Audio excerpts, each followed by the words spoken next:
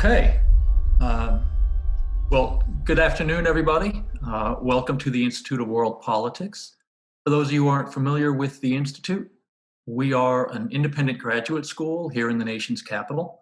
We offer 5 master's degrees. We offer the first of its kind professional doctoral program, and we offer 17 certificates of graduate study on everything ranging from counterintelligence to strategic soft power. Like to learn more about any of our programs, feel free to reach out to us at www.iwp.edu. My name is Frank Marlowe. I have the joy of being the Dean of Academics here at IWP, and it's my great pleasure to introduce today a scholar, a gentleman, a good friend, Dr. David Glancy. Dr. Glancy is a professor of strategy and statecraft at IWP, where he teaches classes on forecasting and political risk analysis, as well as classes on economic warfare, as well and political warfare. He has taught many places, including at National Defense University. And he's also served at both the State Department and the Defense Department. David, thanks for joining us today. Thank you, Frank. Pleasure to be here. Look forward to talking with you about this topic, and then also engaging with the folks who taken time to listen today and get their questions and try to answer those the best that I can. Perfect. All right, well, David, if this works for you, I think what we'll do is we'll start off talking a little bit about the current uncertainty in the world today. Then I suggest we move into the geopolitical impacts and then later the geoeconomic impacts of the COVID crisis. Then we'll round out with a few questions. Does that sound like a good plan? Great. Yep. Look forward to it. Thank you. Perfect. Okay, well then, obviously, start off, there's a lot going on in the world today. That's kind of an obvious observation.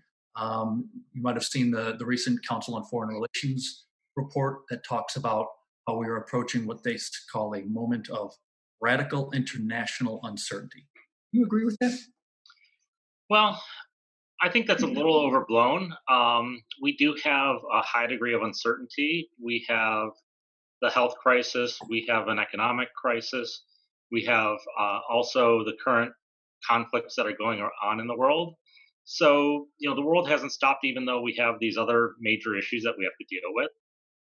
Just looking at the headlines today, you see, India, China, North Korea, South Korea. So the world hasn't stopped. But I do think there is a little bit of some bias here where people it's a couple things. We're getting a lot of data. We're getting more data and information than ever before. And also, international communications increased. So we're hearing about things in far parts of the world that we may not have heard about before, or at least that much detail. I think the fact, too, that people are, focused. They're staying home. They're not going out as much. They're not having sports and other things to watch on TV, that, they're paying more attention to the news. And so you certainly have the perspective that everything's on fire. We're, the world's coming to an end. And to some extent, you also have people who make money and make a reputation by hyping the uncertainty and hyping the challenges that are out there, and trying to portray things as worse than they are. I do think, if you take a step back from the headlines, you're going to be able to see a little bit better picture. I think also taking into account history, some frameworks from the intelligence community, doing structured analysis, and then also kind of an interdisciplinary approach, that will help sort of illuminate what we're dealing with as we go forward. And if I just could mention, obviously the corona health crisis is terrible. It's taken, had a large toll on many people's lives by focusing on, and it's increasing in the U.S. and other parts of the world, even so at points. So, I don't want to minimize the personal toll that this is taking, the personal toll the economic side is taking, but I think it's important because business leaders and political leaders are starting to think about what's coming next and having to plan for that. And I think instead of putting our head in the sand, it's important to start thinking about those in a serious way. Perfect. Okay. Well, let me ask you. obviously this sort of crisis is going to have, as we pointed out, both geopolitical and geoeconomic implications. So, in your view, what are the top takeaways from where we are now and where are we heading, specifically in the realm of geopolitics? Thanks, Frank. Some of these observations and the analysis is going to be not too controversial. I think the first couple things that we actually know may be a little bit boring, but I think as we go along, there'll be some other insights that not everyone will agree with. I look forward to questions about those from you and people in the audience. So I think a good way to look at this is what are things that we know? What are things that we're pretty much 100% certain about? What are things that are likely to happen? About 80% certainty. And then what are some of the bigger unknowns, some of the things with greater uncertainty that may influence how the world evolves or what it looks like in the next 2 to 5 years on the geopolitical end? So, first off, this isn't going to be very controversial. Conflicts are going to continue. Just because of the coronavirus, we're not going to have peace breaking out over the world. We're not going to solve the Israeli Palestine conflict, the Sunni Shia conflict, the US China competition conflict. Those aren't going away because of the crisis. What happens and how those might be impacted, there's a little bit more uncertainty about that, but we'll talk about that in a little bit. So I think you'll probably agree that the world's going to continue, crises are going to continue going forward. Hard to argue with that. I mean, that's you're playing it safe here, David. Yeah, we're starting off on hopefully pretty firm ground, and hopefully we'll be able to get to some things that are a little bit more enlightening as we move forward. David, people are watching for something exciting here right now. This is okay. Yeah. Well, I think this is a fairly bolder statement that the crises are changing and have changed and are changing how and will change how countries view their vital national interests. This is different than the 2008 2009 recession. That was primarily just on the economic sphere. Countries looked to coordinate, but this is something different. And I think countries are reassessing, and it's going to have an impact on, how they view friends and allies and partners, what this means for their domestic production, and so I think that's going to be a big thing. Also, health security is going to be something that played a minor role for national security professionals for a long time. There's been, more or less focus over the years, but it really hasn't been one of those high political issues that drove national security decision makers and thinkers to spend a lot of time on. I can't imagine in the next, 5 years that this is going to drop off the radar. So, how do we monitor? How do we test? What happens for an international response? That's going to impact how countries deal with one another. And then also it's going to impact trade and things like that. I also think, there's going to be, it follows on a little bit that there's probably more nationalism and protectionism coming from that. So it's going to have some broader implications. In terms of things that may not be 100% certain about, but things that we can be pretty certain about. I put this in the category there that the global distribution of power and the shift in the kind of the international alignment 5 years from now isn't going to look that much different than it does today. There may be some differences, but it's primarily going to be pretty set and close to where we have it today. When we talk about power in international affairs, it's often defined as the military capability combined with the economic strength of a country plus the international alignment. And the international alignment would be, as you know, the states that are friends and allies and those that you can count on to support your policies. And in my view, this isn't going to change much in the next, especially the next 2 years, but even going out to the next 5 years. The U.S. still is in a strong position. China, all the countries are going to take some economic hits, but I don't see it shifting the balance of international power that much in the next 2 to 5 years, as I said. Europe's still going to be there. Russia's still going to have nuclear weapons and be a thorn in everybody's side. China and the U.S. are going to be competing, but it's not going to change the dynamics that much. Is that something? What do you think about that one?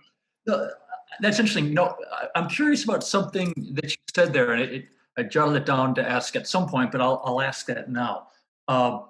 You're already seeing when the conflict, when COVID started spreading, and you saw the back and forth between the U.S. and China over responsibility for the disease, the delay in response, and so on and so forth. And you're seeing what is the sort of the early shots of a war of influence between the U.S.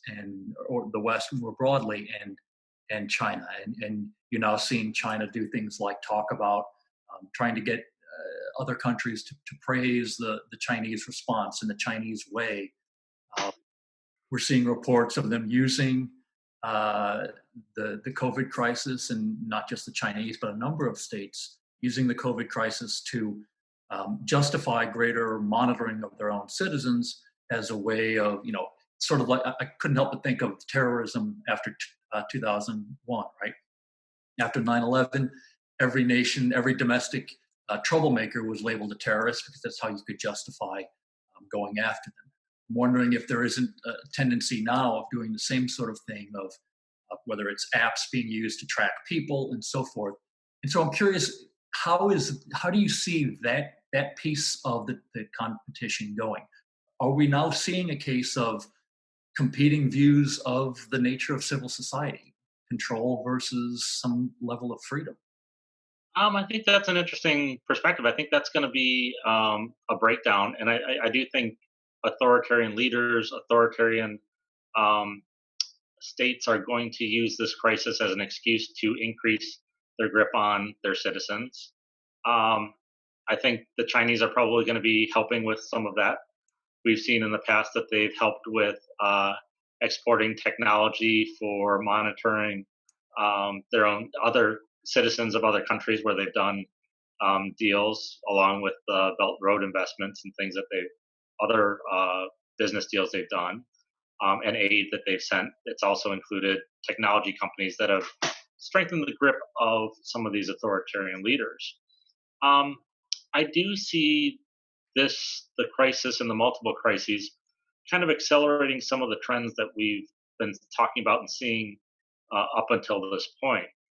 Um, Robert Kagan, the historian, and others talk about crises accelerating history, and that things move up in terms of crises. World history sort of the pace increases. So I do see some of the challenges and some of the trends that were already in place before the crisis began, taking on even more, moving more quickly forward. Part of this is, as you talked about, China and China's sort of um, conflict with the world. They've been more assertive in the last 10 years, especially. Um, you're seeing some pushback now, and you're seeing some lines drawn that there's people and countries, leaders pushing back against um, some of China's political, economic, and social activities. And so I think this is actually going to accelerate the kind of dividing of the world into blocks between sort of the US and China. And a lot of states aren't going to want to be caught up in that. But I do see that competition is going to be increasing. Um, and, the conflict with the US is also going to be increasing, but not just the US, other parts of the world. You saw Britain changing its position pretty dramatically on relations with China in light of some of their not only lack of transparency and response, but also pushing back on those that have questioned their veracity and whether or not they're responsible or how responsible they should be. So you're seeing kind of a sharpening of both Beijing's actions towards other parts of the world, and then also kind of a counterbalancing counter-reaction. Whether how that unfolds, we're going to have to see, and we can talk about that a little bit more later. But I do see that this is going to the crises are going to accelerate and exacerbate tensions between the U.S. and China, and also China and the world. And some of that might be depend, or the level of conflict might change depending on who's president in the U.S. in January 2021. But I think the underlying issues of conflict between the U.S. and China aren't going to go away. And again, I should mention that this is conflict with the Chinese government and the U.S. government, not necessarily the people of China that the U.S. government has a problem with. Terrific. No, I think that's very interesting. Along those lines, this goes along kind of with the increased competition conflict between the U.S. and China and other parts of the world. I do see political warfare and propaganda influence as being sort of increasing, and then also really here to stay and taking a prominent role. The Chinese have been very open about how they see broadcasting and international media and getting their story out. And they've really done a great job in shaping international public opinion about China, what China is, and how it behaves. And as you have this increased competition, we're going to see these instruments of statecraft being used more and more. There's a Chinese diplomat that reportedly said that the conflict between the U.S. and China was going to be determined. The outcome was going to be determined by who has the most friends. I think that's a pretty astute comment and pretty reasonable. I think the U.S. has a lot of tools it can use to, and also a lot of underlying strength in that competition for friends around the world. But I also don't think the U.S. has taken much, has done a lot to increase our position, increase our strength with allies and partners. And this is, we haven't been completely off the field, but we haven't done a lot, and we're sort of waking up to some of those challenges. The Russian interference in the election in 2016 helped awaken us a little bit. Congress, the administration, taking some small steps towards being more assertive in these areas. But I do think that's going to be an outcome, or that's going to be something that is going to have increased prominence in international affairs as the competition for friends increases. And sometimes winning friends by strategic corruption is a way to do this. It's not something the U.S. does, maybe has done in the past, but it's something that the Chinese have practiced, and the Russians as well. And I think that's really going to continue. And misinformation, disinformation is really can be very effective in times of crisis, and when you don't have a lot of good information, and there's lots of uncertainty. I couldn't help but notice there was a story that broke, it was the last couple of days, about the changing nature. You're speaking a lot about the Chinese, but you mentioned the Russian one as well. That the Russians are increasingly using, I might have been in today's post about the Russians are increasingly wasting less time making up their own stories and spending a lot more time looking through the fever swamps on the internet and pulling stuff that's already been written by Americans about fellow Americans and simply highlighting it, broadcasting it, redistributing it. Is that something we're likely to see more of, do you think? Absolutely. Why recreate the wheel to some extent? It's also really hard to create things that are viral. So, internet memes and internet stories that take off and go viral, it's really hard to create those out of whole cloth. And so taking things that have already been written, they're, in American voices, they're, likely to resonate. It looks like it came from Americans, so I do think that's probably also something that is going to increase. The U.S. is getting some better at this.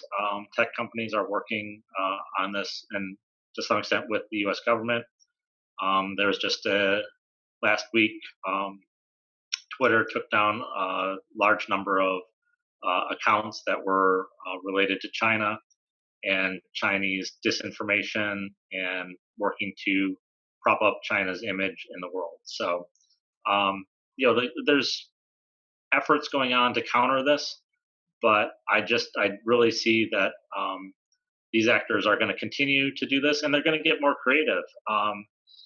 There was news about end of last year that I believe it was before Ukrainian elections.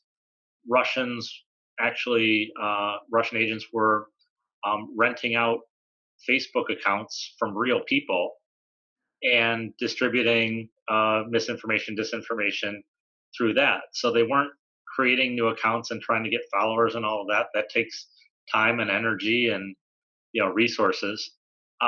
It's cheaper and easier to just rent a space for 3 months, 6 months from someone who's already done all that work cultivating networks and friends.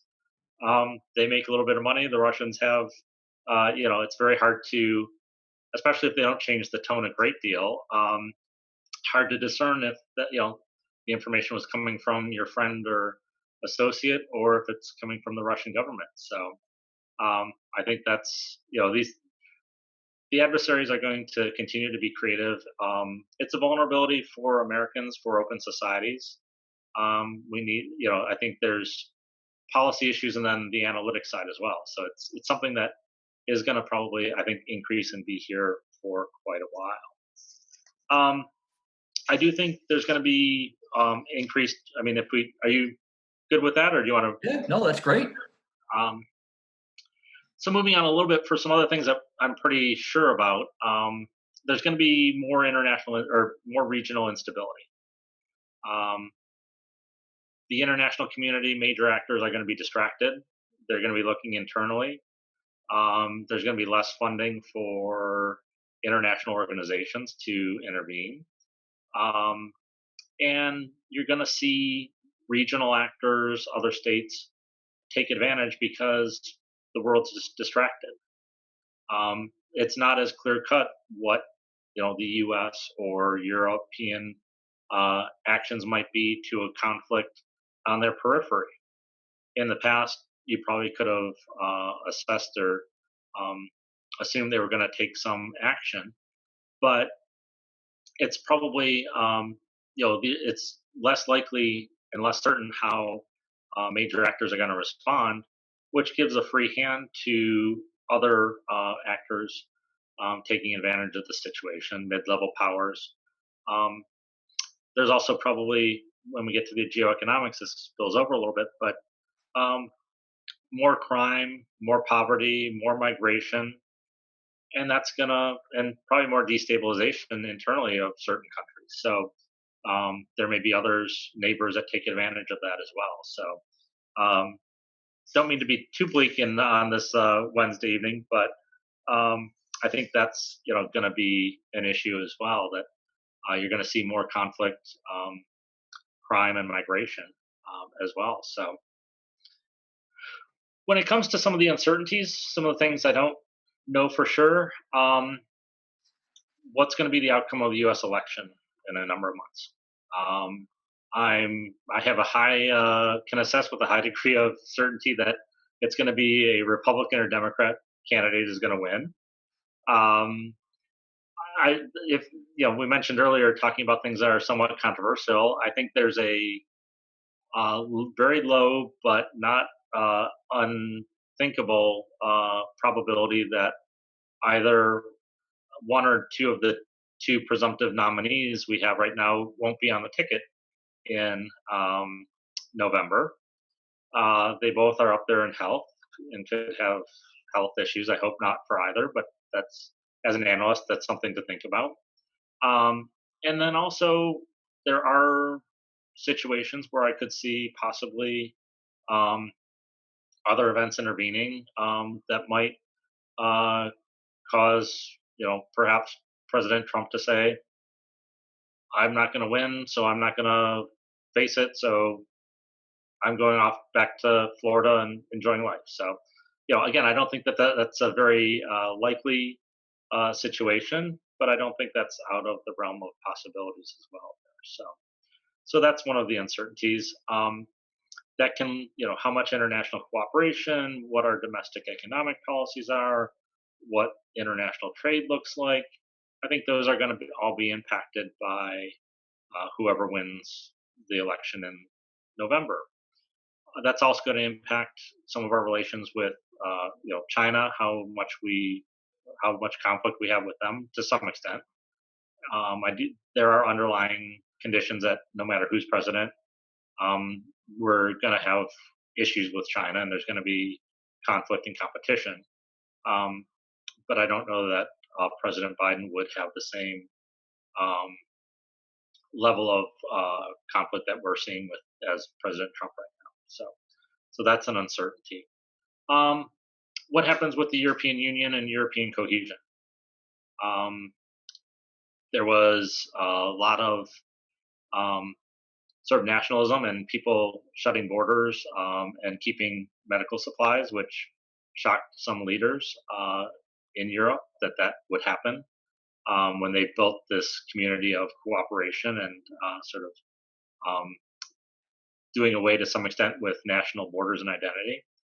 Um, and there's some cooperation now on economic issues that may help reinvigorate the union, but the longer term trends of political issues with between North and South, East and West, are going to continue to hamper full unity. And I think with the Russians and even possibly the Chinese trying to take advantage uh, of seams and issues and take advantage of disagreements, that you could also have them pushing on some of the fissures as well. So um, that's what I see there. Well, that's a lot to cover there. Let me, if it's all right, Yeah. I'd like to shift over to the other half of this, which is the geoeconomic side. Yeah. And again, I think there's some things that are pretty clear that I'm sure you're going to point out to us that are going to come regarding on the geoeconomic side, the resulting of this. But I'd be curious to hear how you see the global economy and the individual economies recovering. Yeah. No, thanks. And I didn't realize we had been talking, and especially I'd been talking for quite so long. Time flies when you have a lot to say, I guess. Well, it was all good, David. So you're all good. Okay. All right. Thank you. I appreciate that. First off, and again, everybody's probably going to see this, that everyone in the world is taking an economic hit. There's a huge amount of wealth that's been destroyed in the last 3 months, and there's going to be even more economic disruption going forward. Just about every week, every 2 weeks at least, there's major revisions on what the levels of unemployment are going to be, how much wealth has been sort of taken off the table. So some of those, there's some uncertainty about what exactly how big the impact's going to be, but it's going to be a big impact. I do think the U.S. isn't out of the woods yet. Other countries around the world aren't out of the woods yet, and we're going to see the economic impact continuing through the next 2 to 5 years even. Some countries that are in Africa, places where you have long-term unemployment, that's going to be a big long-term decrease in their economic growth and their prosperity. So that's going to be problematic because that's a given. I think, again, unfortunately, that's going to lead to more poverty. I mean, there were some estimates early on that 2 billion people might fall below the poverty line because of this crisis. The world's done a great deal to come make strides and help alleviating the most abject poverty, but that could be a backslide there. And that's a problem. That's going to be, again, something we have to deal with. And there's going to be follow on issues after that. Um, Countries that rely on tourism and remittances, people are moving about a little bit more. There's going to be some makeup for tourists, within countries, but you really aren't going to have, I don't think, large scale international travel for quite a while. And that's, again, a lot of developing countries, a lot of countries that rely on tourism. Some of them, 10, 20% of their GDP is based on tourism, and that's, severely been hit. Um, the So those are, I think, for certain. Less certain, but still think that we have a lot of 80, 90% likelihood. Um, Again, the trends are going to continue. So things that were happening before the crisis is going to continue downward for those some trends. In Europe, this means the economic stagnation that they were having. I can't see that them doing much better after this crisis than they were before. Um, Debt. Debt's going to be a major issue for a lot of countries. It's important to win the war, as some commentators have put it, put out the fire before you worry about that. And my own assessment is the Congress has to do more, probably, and more sooner rather than later, just to get through the crisis. But the implications from taking on more debt are going to be with us for a while. There's going to be some countries that are going to have debt crises. You're also going to have less economic growth and less productivity. Countries are going to have to raise taxes because they're going to have to pay for some of that spending and borrowing. And also, unfortunately, the debt's going to be going towards kind of keeping us afloat instead of being used and invested for additional prosperity. So, instead of investing in R&D or education or other things that would help increase productivity, that would help increase our growth both in the U.S. but also in other areas around the world. I think the developed countries have a better chance of being less affected by this, but everybody's going to be affected pretty much on this. It's also, the long-term unemployment for some countries that could, set them back 10, 15 years in their economic growth and development. So, and that again can lead to poverty, crime, transnational threats. I think it's also pretty certain that economic nationalism is going to come to the fore. So, again, this was something that was sort of a trend before the crisis, but it's being amplified and sped up. So supply lines are going to be onshore. They're going to be diversified a little bit more, brought closer to home. You're going to have certain industries that are going to be moved to nations and sort of brought, there's talk about the pharmaceutical supply chain and how that, and protective equipment, and that the U.S. needs to be able to have that so that we're not relying on other countries for that. So you're going to see more of that from everything from rare earth metals to probably electronics and electronic components as well. Finally, about sort of things that we're certain about on the economic side,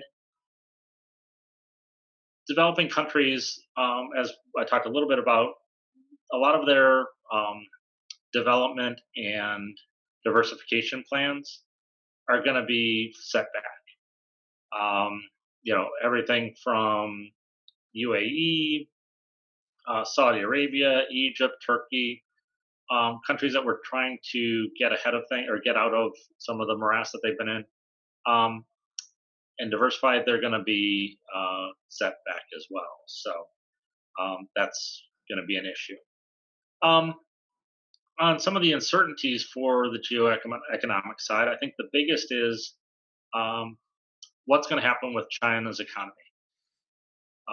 China had debt issues, slower growth, demographic challenges before the crisis occurred. This is only going to increase those issues. Um, I've been teaching internet or economic statecraft at IWP for 7 years now, and every year that's been sort of one of the leading questions in the class. And it's 7 years on, and we still don't really know exactly how it's going to turn out. But it has implications for politics, economics, the world, and are they going to be able to continue to grow? Is there going to be growth at a lower level, or is there going to be some kind of harsher landing, or even possibly an economic crash? Um, those are all possible options in the next 5 years, um, and we don't know, and we can't trust the Chinese economic numbers. So that's another sort of level adds to the uncertainty there of what's really going on. We can, there's different firms and reports that make some estimates, but it's hard to really know exactly what's going on. They certainly, can impose currency controls to keep money from leaving the country. They have the social credit score, as you know, to keep control of their population. Um, and they have a lot of reserves still, but how is that going to unfold is, I think, going to be the telling answer, kind of for uh, the world. Not only the Chinese people who would be really hurt in a crisis, but um, is that going to put pressure on the government? So Perfect. Well, David, let me ask you a question based on some observations you made on the debt problem a lot of these countries are facing. And this sounds a touch ghoulish, so don't think less of me than you already do. Uh, when the market crashes, domestic markets crash, the individuals who weather it best are those who have a lot of cash that can scoop up cheap assets, right? mhm. You got a lot of cash, you can buy distressed assets at a reduction on the price and turn a sizable profit, right? So, is there an analogy that can be taken to international countries that are facing debt problems today? Do you worry, for example, you noted that China has substantial reserves. Will this debt crisis that a lot of these developing nations um, face, is this going to increase the sort of debt trap that we've heard about the Chinese pulling on the Sri Lankans and others?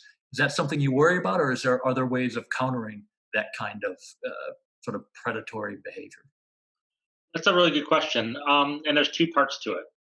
One part is sort of companies, sort of the private sector, being put in disadvantageous positions. And I think the US and the Europeans and other countries have learned from the 2008 2009 crisis, where the Chinese who had money were able to come in and buy up companies and properties and things. So you're actually having greater restrictions on Chinese investment in the private sector because of lessons learned from 5, 10 years ago. And I think and there's also been more scrutiny on Chinese private sector acquisitions in the last 5 years. And that's, again, increasing and accelerating because of the crisis. Countries are saying, hey, wait a minute, we may have strategic industries or companies that are at risk. We need to shore them up, or at least make sure that um, international competitors don't purchase those in kind of a fire sale atmosphere. So that's one aspect, and I think the world's doing. We certainly can do better. The Europeans are, again, a little bit behind the ball on reviewing as a whole Chinese investments. Certain countries are taking the lead, but that's sort of one hand. The other side, China certainly, can they do a lot with, and they use their influence and propaganda to highlight even little steps. So even some debt forgiveness, even if it's not a lot or doesn't help these countries a great deal, they can make a lot of headlines out of that. So I think we're going to certainly see that. Over the last or since the last 4 years, most studies I've seen have indicated that Chinese international investment, outward foreign direct investment, has gone down. And I think this is something, related to countries being more wary of Chinese activities, some more restrictions from the U.S. and Europeans, but also some of they are experiencing. I think it seems to be something of a cash crunch as well, and especially in terms of dollars and dollar debt. So their ability to really take advantage, I think, was greater probably 10 years ago than it is today. Again, there's uncertainty with that because we don't know exactly what their books look like and how much internal debt and what they. Um, so that's problematic for the world, but it's something that I think the U.S. and our allies, if we were on my analyst side, yes, it's something to be worried about. From my policy advisor, policymaker side, it's also an opportunity for the U.S. and the West and some of the international institutions to step up and actually do more and to provide a counterbalance. The Trump administration did reorganize USAID and the Overseas Private Investment Corporation. They're doing some work with allies in Asia to do sort of joint investments. So I think those are positive steps, but it's also an opportunity for U.S. policymakers, whether or not they take advantage of that, and even leaders of international institutions, the World Bank and such, whether or not they take advantage of that, we'll have to see. Okay. Well, if it's all right with you, David, I think I'd like to start throwing a couple of the questions from the audience your way. Will that work? Certainly, yes. Awesome. All right. Well, this one. I wonder if you would be willing to discuss. Please discuss calls to decouple from the global economy. You're seeing a lot of discussion of this in terms of the aftermath of the COVID crisis. What's your thought on that? It's not realistic. It's not going to benefit the U.S. I think we have to have a bit more of a strategic approach to trade and have a clear-eyed view of how we interact with other countries. But trying to recreate the 50s where you had many more people involved in manufacturing, that we were the engine to the world after World War II. I don't think that's A, realistic, or B, actually in our interest. It makes sense to have international trade, and I'm certainly a big proponent of free trade, but I also think we need to watch and be wary of critical industries, the supply. We need better understanding of the supply chain, supply lines, where things are actually manufactured, and also countries do take.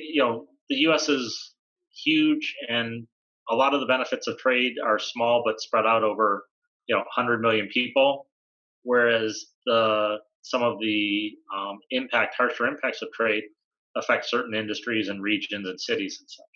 So we need to do more for retraining, probably helping people that are adversely affected by trade, and also holding countries account when there's significant trade, when they're not playing on the same playing field as the U.S. I guess is the best way to put it. So the Europeans pretty much play on an open playing field with the U.S. The Canadians do. The Chinese don't. So how do we try to push that, limit some of their trade with us so that we're on a more reciprocal basis? Okay. Building on that, it seems to me if you want to try to counterbalance this sort of behavior, you kind of have a choice to make, and I'm curious which way you think we're more beneficial. Are we better off strengthening international institutions to sort of play that counterbalancing role, or are we better off looking at, for lack of a better phrase, coalitions of the willing, who which way is more beneficial, and which way is more likely in the long term to uh, put us in a better position vis-a-vis our competition for influence with China. Wait a minute. You said they were only going to be softball questions. No, I appreciate that, and I'm glad I had a moment to think about it. I really think that it's not an either or. I think we need to do both, and that's probably the best approach. And all countries are going to be resource constrained. The U.S. is going to be resource constrained. After spending more to keep the economy going this year and in the next few months.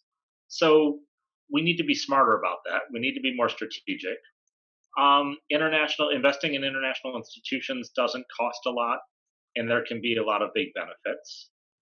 We don't always like the rulings on the WTO, but we've won a lot, and some of the things that we were ruled against, we should have been ruled against, many of them. So, the international, if we're actively engaged in international institutions and see them as a way to advance our interests, that can be a multiplier effect. There's certainly going to be situations and challenges where international organizations are, going to only be effective on the margins, and it's going to take a coalition of the willing. So, working with those countries that share your interests, that share your values, I think that's going to be really important. And you're seeing some of this. I mean, there's some talk of the countries that are in the Five Eyes intelligence program working more closely on developing ways to respond to China. You see the Brits leading an effort to bring together sort of 10 democracies to focus on 5G research and technology and development to try to balance what the Chinese have done with Huawei and some of their state-owned companies. So I think both are going to be needed, and it's in the past the U.S. has been able to walk and chew gum. I hope in the future we're able to as well, and that'd be the best approach, I think. Okay, terrific. Here's another very interesting question. It doesn't directly so much tie to COVID, to the broader influence competition that we're seeing between the U.S., China, Russia being involved as well. The current social unrest after the death of George Floyd is a big opportunity for Chinese and Russians to utilize in their active measures strategy. What would be your advice to counter their efforts? Domestically or internationally? I mean, I think you can break it down kind of from those two angles. Domestically, we certainly have challenges and problems and need to strengthen civil society here. Education, opportunities, I think that's going to be important. And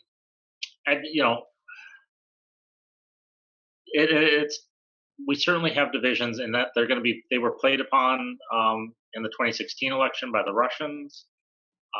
It's something adversaries don't have to create divisions or conflict within the country along religious, geographic, social, economic, ethnic lines here. So they're easy-ish targets for groups to push on and exacerbate. I think any kind of international actors taking advantage of this situation domestically, while it's not unheard of, it pales in comparison to the amount of people on both sides that are inflaming the issues, either for their beliefs or for profit or for just causing mayhem domestically. So I think that our biggest adversary in social cohesion in the U.S. is ourselves, and that's above my pay grade and to be able to fix and understand. So we need to do better talking to ourselves and not letting extremists on both sides or all sides domestically for our own citizens take kind of push us apart. Internationally, I think highlighting the progress we've made in some of our social, racial issues, but also talking, honestly about them. We haven't solved it all. We do have issues. We do have problems, and that's not admitting weakness. That's not admitting failure. Being honest and open about who we are, is, I think, that's a key tenet for public diplomacy. Having a dialogue about what's going on in other countries. Um, that I've seen both the Chinese and Russians, kind of highlighting some of our social tensions here in the U.S. I don't know how far that gets them internationally. So telling our story, being honest in our interactions and in our dialogue. I think being authentic and honest gets you a lot further than just the one-sided propaganda that some of these countries. I think we also have to unmask the propaganda of and disinformation from other countries. I think that's and the bad behavior of other countries. I think that's being truthful about ourselves, but also being truthful about what other countries are like, and you know as much as we need to continue to improve in our um, racial and social challenges here in the U.S. China's putting Uyghurs in concentration camps reportedly, and so it's a whole magnitude different in sort of the societies and the freedoms and things, and so reminding people also, who we are as a people and what we stand for as a country and what we've done to help improve the world, and highlighting that. I think there's a it's benefits the U.S. to make that contrast with these countries. Great. This is an interesting question just came in, and I'm going to try to rephrase it a little bit. And it's the premise is as the U.S. and Europe begin to wise up to Chinese economic influence and some of the debt trap diplomacy, do you think that's going to spark uh, an increase in proxy conflict in emerging markets in Africa and Southeast Asia if they can't have access via uh, economics and debt trap? Are they going to resort to more kinetic options? And that's an interesting approach. I'm curious what your thoughts are on that. Um, I doubt it. I think kind of the era of gunboat diplomacy, opening markets, has kind of to some extent gone away, or to a large extent gone away. Um, Strategic graft, strategic corruption. There's an article in Foreign Affairs, I believe it was, just came out about this idea of strategic corruption. I think that's a great term, because and it's a lot easier to pay people off and to do deals, and if you can pay off a couple leaders, um, that doesn't take the military, that doesn't take a huge a couple $1,000,000 here and there can go a long way, and that can shift the entire view of countries. Um,